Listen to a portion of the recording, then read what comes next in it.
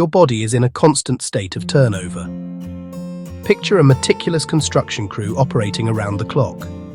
This crew continuously removes worn muscle components and builds new, stronger ones to replace them. The breakdown of muscle tissue is called muscle protein breakdown. The construction of new muscle tissue is called muscle protein synthesis.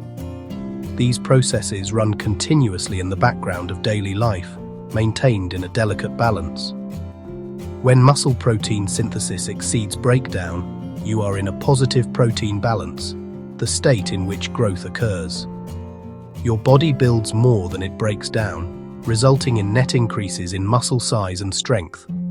If breakdown outpaces synthesis, you are in a negative protein balance and muscles become smaller. The objective is to tip the balance towards synthesis by aligning nutrition, training, and recovery to send the right signals. Muscles do not grow by desire. They grow in response to a compelling stimulus. That stimulus is mechanical tension. During lifting, muscle fibers lengthen and contract under load. They lengthen under load, then contract to move the weight. Like a rubber band stretched and released, both the lengthening and the shortening phases generate strain. This loaded stretching and shortening is the primary growth signal, telling muscles they must adapt. Not every repetition conveys the same signal. The strongest arise when fibers are pushed near their limits. Hence the importance of training near muscular failure. The final repetitions of a hard set drive the most adaptation. Early repetitions are a gentle knock. Approaching failure becomes a decisive signal the body cannot ignore. It signals that survival and performance are at stake. Adaptation is not optional but necessary. Fat loss requires a calorie deficit, basic thermodynamics.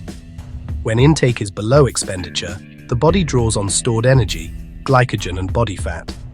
Primary training fuel is carbohydrate, stored as muscle and liver glycogen, rapid energy for lifting. In a deficit, as glycogen declines, the body increasingly mobilizes its largest reserve, body fat, the intended target. However, muscle accretion is energy intensive. In a deficit, the body prioritizes essential functions and efficiency. Severe deficits signal famine and elevate muscle protein breakdown. Moderate deficits promote fat use without excessive stress. Set a measured deficit to preserve resources for muscle repair and potential growth.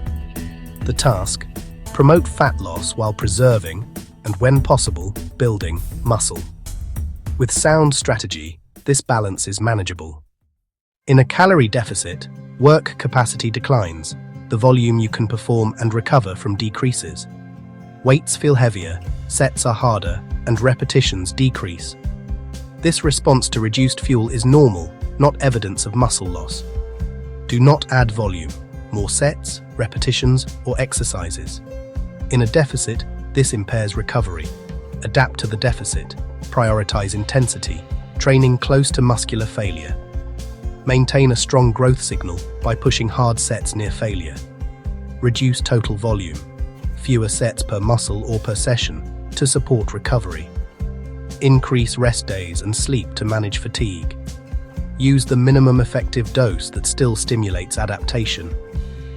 Balancing stimulus and recovery preserves and may build muscle while energy is drawn from fat. Keep intensity high, manage volume conservatively, and recover deliberately. At its core, the body is a survival system. Its decisions prioritize long-term function and preservation. Muscle is not cosmetic. It is a functional adaptation to demand. Consistent heavy resistance signals that greater strength is required in your environment.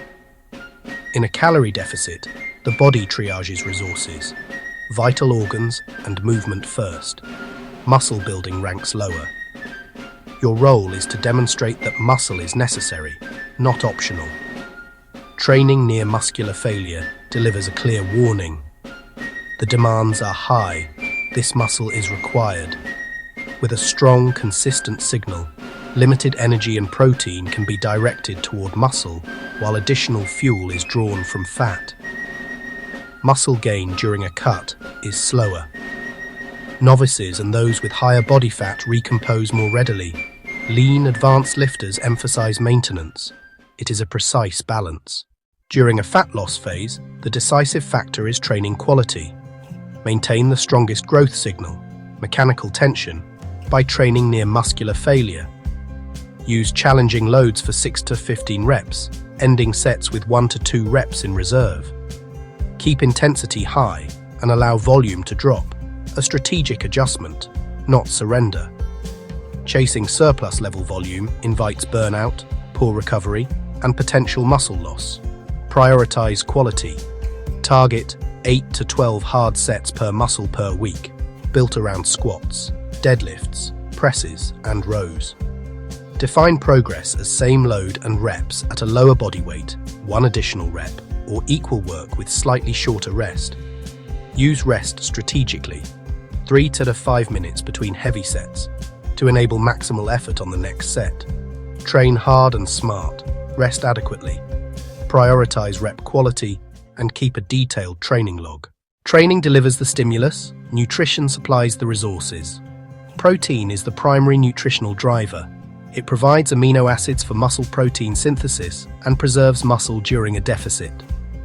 Target 1.6, 2.2 grams per kilogram, or 0.7, 1.0 grams per pound per day. Favor the higher end for satiety and retention. Distribute protein evenly across meals and snacks to sustain amino acid availability and support synthesis. Set a moderate deficit, lose 0.5% to 1.0% of body weight per week, about 1 to 2 pounds for a 200-pound person. Carbohydrates fuel high-intensity training. Eat fewer overall during a cut, but time them 1 to 3 hours pre-workout and include post-workout carbs with protein. Dietary fats support hormones and health. Prioritize avocados, nuts, seeds, and olive oil. Build balanced plates, large protein portion, moderate carbohydrate, and plenty of greens. Avoid aggressive deficits that create a catabolic state, limit growth, and increase muscle loss risk. Training initiates the stimulus, but adaptation occurs during recovery, made more difficult in an energy deficit. Sleep is the primary recovery modality. Deep sleep supports growth hormone secretion and tissue repair. Target 7 to 9 hours per night. Insufficient sleep reduces synthesis, increases breakdown, and dysregulates appetite hormones. Improve sleep via a consistent schedule, a dark, cool environment, and by avoiding screens and large meals before bedtime. Skeletal muscle adapts on rest days. During a cut, additional rest may be required. Avoid training the same muscle before recovery is complete. Marked soreness, fatigue, or reduced motivation are signals to rest, an investment in subsequent progress. Chronic stress elevates cortisol, promoting muscle catabolism and central fat gain. Manage stress with meditation, walking, and restorative hobbies. Therefore, prioritize recovery. Sleep, planned rest days, and stress management are integral to the program. Recover adequately to sustain high-quality training and maintain a robust growth signal. Building muscle while losing fat is challenging, but entirely achievable. It requires balancing two signals, training intensely to demand growth while supplying just enough energy to mobilize stored fat. Progress is slower than in a bulk. Be patient and consistent. Recognize small wins, such as maintaining strength as body weight declines. A single extra rep or improved form with the same load. These are meaningful victories. First, train with high intensity. Push primary lifts close to failure and reduce volume when recovery requires it. Second, fuel precisely. Keep protein high and maintain a moderate calorie deficit, approximately 0.5% to 1.0% of body weight per week. Third, master recovery. Prioritize sleep, schedule strategic rest days, and manage stress. Avoid quick fixes. Embrace a slow, steady, and deliberate approach for sustainable results. Be patient, remain consistent, and trust the process.